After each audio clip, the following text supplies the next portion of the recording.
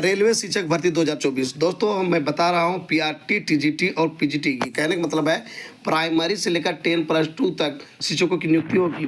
तो इसमें बहाली होगी, सुनहरा मौका है, इसमें चूकने की आपको ज़रूरत नहीं है। दोस्तों ये किसके लिए बहाली की होगी और इसमें क्या क्राइटेरिया है, क्या क्वालिफिकेशन चाहिए और इसका एज क्या है, ये पूरा डिटेल से हम बात करेंगे।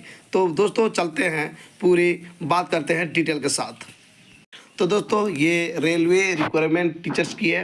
तो दोस्तों आपको मैं बता दूं सबसे पहले कि ये जो प्योरली कॉन्ट्रेक्चुअल टीचर्स है, यानी कि कॉन्ट्रैक्ट बेसिक टीचर की यहाँ पे ज़रूरत पड़ रही है। जैसा कि केंद्रीय विद्यालय में करता है, नवोदय विद्यालय में करता है, उसी के तर्ज पर यहाँ भी बहाली होने वाली है। तो मैं आपको बता दूं ये उसके लिए है जो कि बेरोजगार हैं या फिर कोई प्राइवेट स्कूल में पढ़ा रहे हैं। मैं आपको बता दूं दोस्तों, यदि आप प्राइवेट स्कूल में पढ़ा रहे हैं तो यहाँ पर आपके लिए गोल्डन अपॉर्चुनिटी है। आप इंटरव्यू में भाग लेते हैं तो 90% चांसेस है आपकी हो जाएगी, क्योंकि यहाँ पे उतनी खास जो है भीड़ नहीं होती है, क्योंकि ये 1 साल के लिए ही रखती है और 1 साल के पहले ही आपको वहाँ से हटा देती है। तो मिला जुला के 1 साल से आपको ज़्यादा रखने नहीं जाती है। फिर इसमें फ़ायदा ये होगा कि आप कहीं भी कोई प्राइवेट स्कूल में जाइएगा तो आपको वहाँ का सर्टिफिकेट काम करेगा, वहाँ का जो एक्सपीरियंस है वो आपको करेगा। या फिर जब भी गवर्नमेंट बहाली निकालती है, ऐसी बहाली निकालती है जिसमें कॉन्ट्रेक्चुअल बेसिक टीचर की ज़रूरत पड़ती है, तो वैसी स्थिति में भी आपको यहाँ पे प्राथमिकता मिलेगा। जैसे कि सर्व शिक्षा कहिए, उसका तो चेंज करके अभी जो है शिक्षा परियोजना कहा गया है। तो शिक्षा परियोजना के तहत जो है शिक्षकों की नियुक्ति होती है। तो वैसी स्थिति में आपको जो है वहाँ पर गोल्डन अपॉर्चुनिटी होगी, आपको प्राथमिकता दी जाएगी यदि इन स्कूलों में काम करते हैं तो। चूँकि ये सरकार के अंडर में काम करती है तो पता है कि आप जो है सही काम करते होंगे, तभी आपको वहाँ पर इंटरव्यू के तहत रखा गया था। तो मिला जुला के आपको फ़ायदा होगी, जिनको फ़ायदा होगी जो प्राइवेट स्कूल में काम कर रहे हैं या फिर बेरोजगार है। दोस्तों ये कहीं ना कहीं कोई गवर्नमेंट स्कूल में काम कर रहे हैं तो इसके लिए ये कोई फ़ायदा होने वाली नहीं है। तो दोस्तों इसमें ज़्यादा समझने की जरूरत नहीं। जो भी केंद्रीय विद्यालय में आपको सैलरी मिलती थी कॉन्ट्रेक्चुअल टीचर्स के रूप में, वही सैलरी आपको यहाँ पर दिखाई पड़ेगी। वहाँ पर जो भी आपका एलिजिबिलिटी क्राइटेरिया था वही यहाँ पर दिखाई पड़ेगी। और दोस्तों ये जिससे कि आप देख पा रहे होंगे एज लिमिट जो है 18 से लेकर 65 साल तक है। केबीएस में भी यही हाल है दोस्तों, जो कॉन्ट्रेक्चुअल टीचर बहाली निकलती है उसमें आपको उम्र 18 से लेकर 65 साल मांगी जाती है। अब बात करते हैं पहले पीजीटी का। तो देख सकते हैं पीजीटी का chemistry, geography, English, commerce, history plus civics, mathematics, biology, Hindi, economics, देख सकते हैं दोस्तों बहुत सारे सब्जेक्ट है, यानी कि 9 सब्जेक्ट में आपका पीजीटी का बहाली हो रहा है।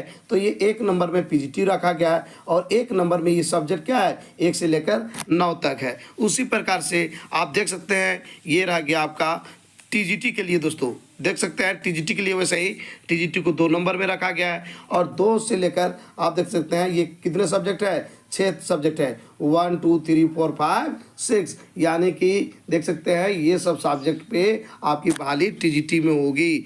इतना ही नहीं दोस्तों, आप देख सकते हैं प्राइमरी टीचर की भी रिक्वायरमेंट है और ऐसी स्थिति में प्राइमरी टीचर में भी आपकी बहाली हो जाएगी। तो इसमें कोई ज़्यादा टेंशन नहीं है। यदि आप यहाँ पे जॉब करना चाहते हैं, सिर्फ आपको इंटरव्यू में भाग लेना है और कोई यहाँ दिक्कत नहीं होता है। क्योंकि मैं भी ऐसे कॉन्ट्रेक्चुअल टीचर्स केबीएस और एनबीएस में पढ़ा चुका हूँ, तो मुझे पता है सैलरी जो है तो उतना भी नहीं मिलता है, लेकिन जो है आपको देख सकते हैं दोस्तों 27,500, 26,250 इतना मिलता है।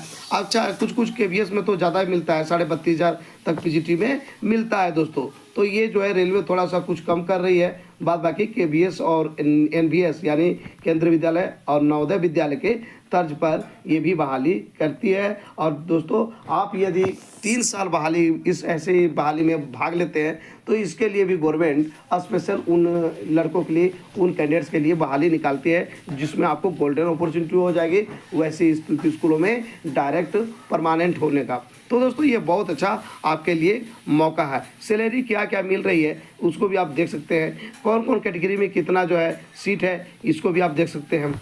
तो इस प्रकार से पूरा जो है आपको ये है दोस्तों। तो आपको जैसा पता है, जैसे यहाँ पर देख सकते हैं ये सबसे पहले दिया हुआ है पीजीटी के लिए। तो पीजीटी के लिए जो दोस्तों क्या क्या होना चाहिए देख सकते हैं, जैसा कि आपको पहले से पता है सबसे पहले मास्टर डिग्री होना चाहिए। जो भी सब्जेक्ट में आप बनना चाहते हैं, जैसे मैथमेटिक्स का आप टीचर बनना चाहते हैं पीजीटी में, तो मास्टर डिग्री होना चाहिए, ठीक है, आपका मैथमेटिक्स में मास्टर डिग्री होनी चाहिए। अब बात करते हैं हम कि यहाँ पर बीएड या उसके इक्विवेलेंट डिग्री होनी चाहिए, ठीक है, और वो कोई मान्यता यूनिवर्सिटी से प्राप्त होना चाहिए, ठीक है। Proficiency in teaching in English and Hindi medium, यानी कि आपको हिंदी और इंग्लिश दोनों मीडियम में पढ़ाने की जो है प्रोफिशिएंसी होनी चाहिए, यानी आपको क्षमता होना चाहिए, जिस प्रकार से केंद्रीय विद्यालय या नवोदय विद्यालय में होती है। अच्छा, कंप्यूटर का बेसिक नॉलेज भी आपके होनी चाहिए, ठीक है। ये 4 चीज़ें आपके पास है तो कोई बड़ी बात नहीं है, सिर्फ इंटरव्यू में आपको भाग लेना है, यहाँ पे आपकी ज्वाइनिंग हो जाती है। ये रह गया पीजीटी के लिए। बात करते हैं दोस्तों टीजीटी के लिए, देख सकते हैं हम, तो टीजीटी में भी वही क्राइटेरिया है। तो यह टीजीटी के लिए आप शिक्षक बनना चाहते हैं तो आपको क्या है कि NCERT in the subject of 50% in aggregate, यानी कि जो भी ग्रेजुएशन में है, ग्रेजुएशन में या फिर कह रहा है 4 इयर्स इंटीग्रेटेड डिग्री कोर्स, ठीक है, यदि आप करते हैं तो आपका एग्रीगेट जो है 50% होनी चाहिए in the concern subject with at least 50% marks in aggregate. अच्छा, दूसरा ये भी कह रहा है कि यदि ऐसा नहीं है तो वैसी स्थिति में बैचलर्स डिग्री यानी ग्रेजुएशन में 50% होना चाहिए, ठीक है, वो कंसर्न सब्जेक्ट में या फिर कॉम्बिनेशन ऑफ सब्जेक्ट में, ठीक है, तो वो भी आप भर सकते हैं। साथ ही साथ दोस्तों आपको पता है कि बैचलर मतलब कि ग्रेजुएशन के साथ आपका क्या होना चाहिए, तो होना चाहिए बीएड होना चाहिए, ठीक है दोस्तों, बीएड होना चाहिए तो आप जो है बन सकते हैं क्या, टीजीटी के लिए टीचर्स बन सकते हैं हम। दोस्तों अब बात करते हैं कि टीजीटी में म्यूजिक वगैरह चाहिए बनना है तो म्यूजिक के लिए म्यूजिक का डिग्री आपका होना बहुत ही ज़रूरी है दोस्तों। वहीं पर बात करते हैं पीटीआई के लिए, पीटीआई यानी फिजिकल टीचर के लिए बीपीएड जरूरी है दोस्तों, जो कि चाहे तो आप झारखंड से जॉब करना चाहते हैं या फिर बिहार में करना चाहते हैं, ऑल इंडिया में कहीं भी जॉब करना चाहते हैं, फिजिकल टीचर बनना चाहते हैं तो वैसी स्थिति में बीपीएड की ज़रूरत पड़ती है। उसके बाद म्यूजिक का म्यूजिक टीचर की ज़रूरत है तो म्यूजिक का नॉलेज या फिर सर्टिफिकेट आपके पास होनी चाहिए या 50% मार्क्स होना चाहिए एग्रीगेट में, तभी जो है आप म्यूजिक टीचर बन सकते हैं।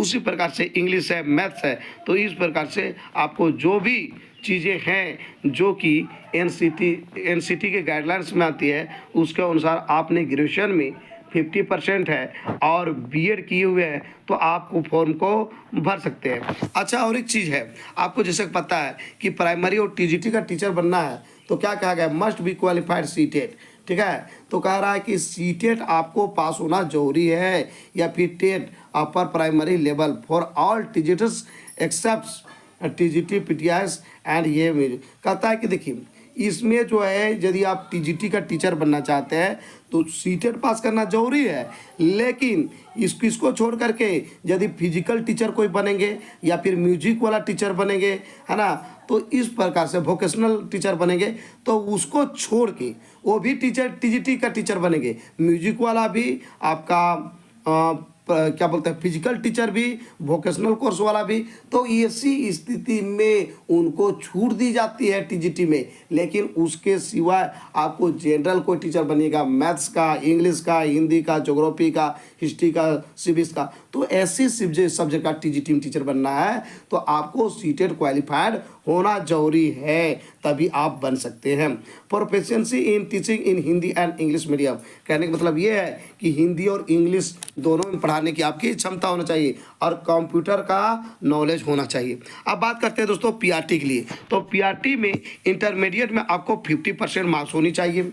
अच्छा, डीएलएड होना चाहिए, डीएड या डीएलएड या बीटीसी होना चाहिए। आपको जैसे पता है कि गवर्नमेंट ने प्राइमरी टीचर से बीएड वालों को हटा दिया है तो बीएड वालों को यहाँ भी मौका नहीं दिया है, यानी कि आपने प्राइमरी टीचर किया है उसको बहुत सारा नाम से जानते हैं, डीएड कहते हैं, डीएलएड कहते हैं, बीएलएड कहते हैं, बीटीसी कहते हैं, इन सारे नाम से जाना जाता है प्राइमरी टीचर को, ट्रेनिंग को। तो दोस्तों यदि प्राइमरी टीचर ट्रेनिंग किए हैं और इंटरमीडिएट में 50% है तो वैसी स्थिति में आप इसके एलिजिबल हैं, फॉर्म को भर सकते हैं। और साथ ही साथ मैं आपको बता दूं दोस्तों कि सीटेट पास होना इसमें भी जरूरी है यदि प्राइमरी टीचर आप बनना चाहते हैं। अच्छा दोस्तों, एक चीज़ लिखा हुआ है, अच्छा, 2 चीज़ और बताते हैं, उसके बाद बताते हैं कि यहाँ पर हिंदी और इंग्लिश में पढ़ाने का आपका क्षमता होना चाहिए, साथ ही साथ कंप्यूटर का नॉलेज होना चाहिए। एक बेसिक चीज़ लिखा हुआ है दोस्तों, मैं बात कर दूं कि there will be an exception of 5% marks in education qualification for the reserve categories. ठीक है, that means SC, ST, OBC, PWD। It means the minimum educational qualification will be 45%। यहाँ पर जैसे इंटरमीडिएट में किसको मांगा जा रहा है 50%, ग्रेजुएशन में मांगा जा रहा है 50%, PG मांगा जा रहा है 50%। तो यहाँ पे एक छूट दिया गया है कि यदि आप कैटेगरी में आते हैं, चाहे तो शेड्यूल कास्ट में आते हैं, शेड्यूल ट्राइब में आते हैं, या फिर OBC में आते हैं, या फिर फिजिकली हैंडीकैप्ड हैं, PWD हैं, तो आपको 5% का राहत मिल जाएगी। यानी 50% ना होके 45% भी है तो आप जो है इस वैकेंसी को भर सकते हैं।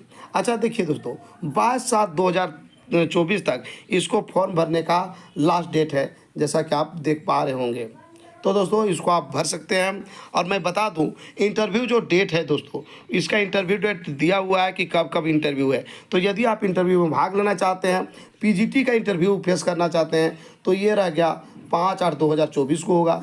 ठीक है, उसके बाद यदि TGT का भाग लेना चाहते हैं तो 6/8/2024 होगा। जबकि PRT का बनना चाहते हैं टीचर और भाग लेना चाहते हैं तो वैसी स्थिति में आपका 7/8/2024 होगा।